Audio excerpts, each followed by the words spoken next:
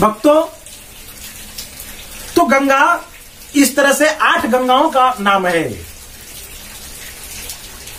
देवताओं ने कहा है, भगवान श्री हरि ने कहा है कि कलयुग में आप पृथ्वी पे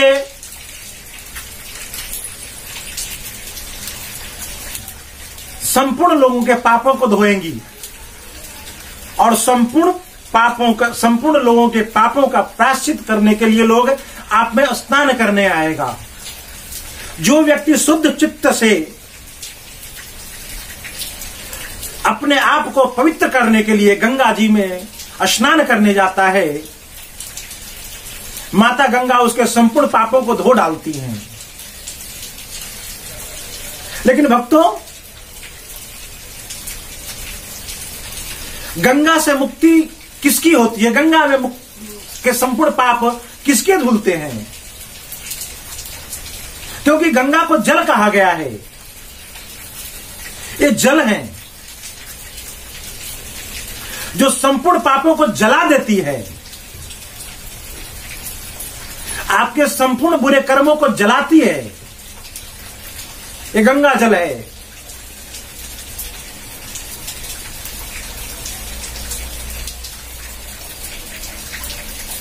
इनका उपमा, इनको पानी नहीं कहते हैं, गंगा का पानी नहीं कहते हैं, ये गंगा जल है।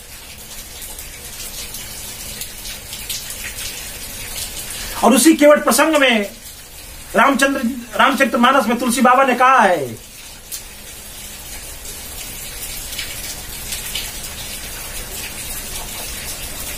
रामचंद्र जी ने केवट को कहा है कि हे केवट, जाओ और जल लाओ, और जल ला करके अगर तुम्हारी इच्छा है तो गंगा जल ला करके हमारे पांव को धो।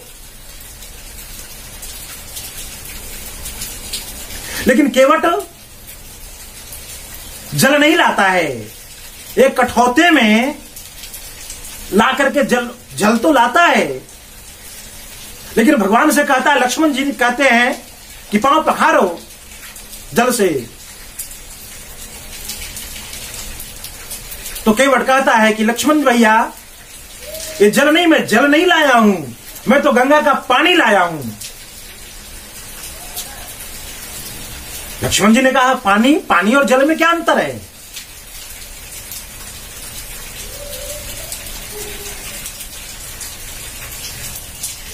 तो केवट ने कहा है कि प्रभु, मैं बार बार इनको कह रहा था कि मैं आपके चरण को धोऊंगा, लेकिन भगवान ने कहा कि नहीं, मेरे चरण को पखारो।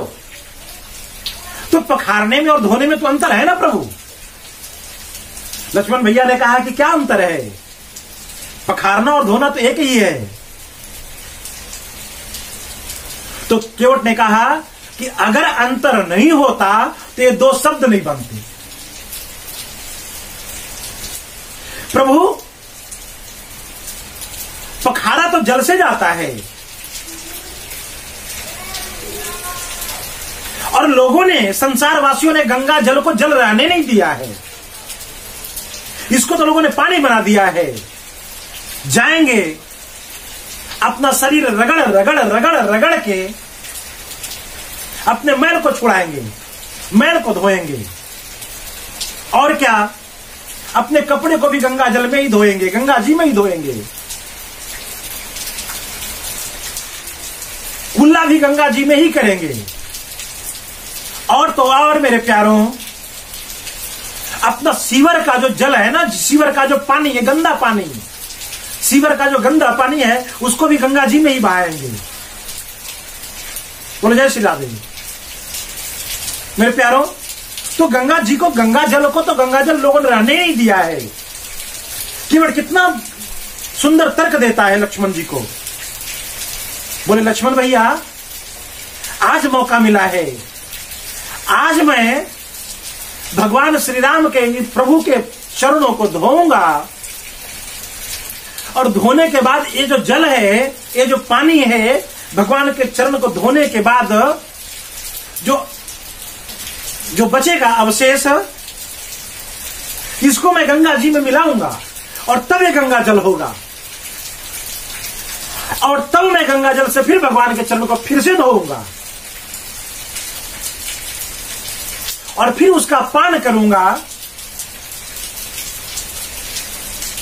अपना पान करूंगा, अपने बच्चों को पिलाऊंगा, अपनी पत्नी को पिलाऊंगा, ये संपूर्ण ग्रामवासियों को पिलाऊंगा और फिर इस जल से मैं अपने पितरों का तर्पण करूंगा।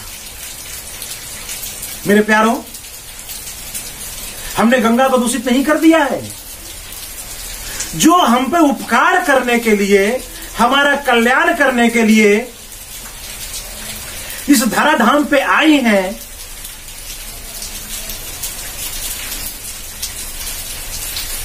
और हम उनके साथ इतना बुरा बर्ताव करते हैं।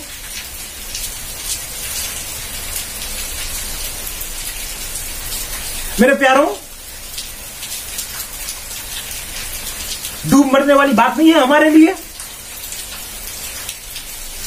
जो हम पे उपकार करे और हम उसके साथ बुरा बर्ताव करें, एक कृतज्ञता नहीं है तो क्या है?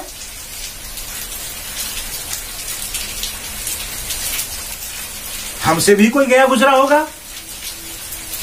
जो उन कृपा करने वालों को हम गंदा करते चले जा रहे हैं, फिर भी उनकी कृतज्ञता देखो, तुम्हारे प्रति उनकी कृपा देखो कि वो तुम्हें कुछ कहती नहीं है।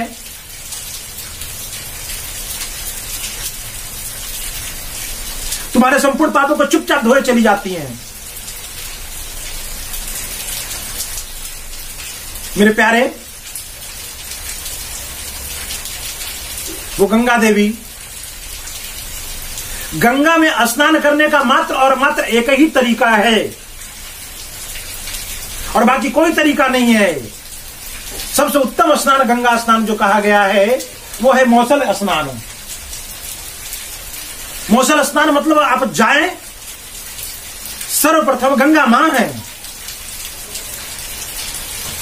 तो गंगा के रेते को, गंगा के किनारे के तट की जो मिट्टी है उसको अपने माथे से लगाएं। और आप जैसे किसी के घर में जाते हैं ना तो डायरेक्ट प्रवेश नहीं करते हैं, उस तरह से जाएं और जाकर के गंगा माता के जल से में प्रवेश करने से पहले ताली बजाएं, 3 ताली बजाएं और हर हर गंगे, हर हर गंगे, हर हर गंगे ऐसा उच्चारण करें। उसके बाद नदी के जल से आचमन करें और आचमन करने के पश्चात उस जल को माथे पे छिड़काव करें और छिड़काव करने के पश्चात गंगा माता से हाथ जोड़ के प्रार्थना करें कि हे मां गंगे, मैं आपके पास आया हूं अपने पापों को धोने के लिए। मैं आपके पास आई हूं अपने पापों को धोने के लिए, इसलिए हे माता, मैं आप में प्रवेश कर रहा हूं, आप मुझे आज्ञा प्रदान करो। और ऐसा कह करके फिर धीरे धीरे धीरे से, उछल के नहीं, धीरे से गंगा में प्रवेश करें और फिर जाने के बाद गंगा के जल को ऊपर से साफ करके हाथों से इस तरह से हटा करके और फिर 7 डुबकी लगाएं।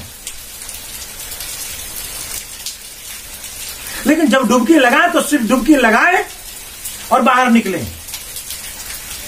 लगाएं डुबकी, फिर बाहर निकले। आपके हाथ पैरों में इस तरह से कोई हलचल नहीं होनी चाहिए। चुपचाप डुबकी लगाएं, बाहर निकलें। उसके बाद अपने पितरों का तर्पण करें, गुरुओं के नाम से जल प्रदान करें, अपने ज्येष्ठों के नाम से जल प्रदान करें, भगवान सूर्य को अर्घ प्रदान करें और प्रदान करके फिर वापिस बिल्कुल शांत होकर के धीरे धीरे गंगा जल से बाहर निकले।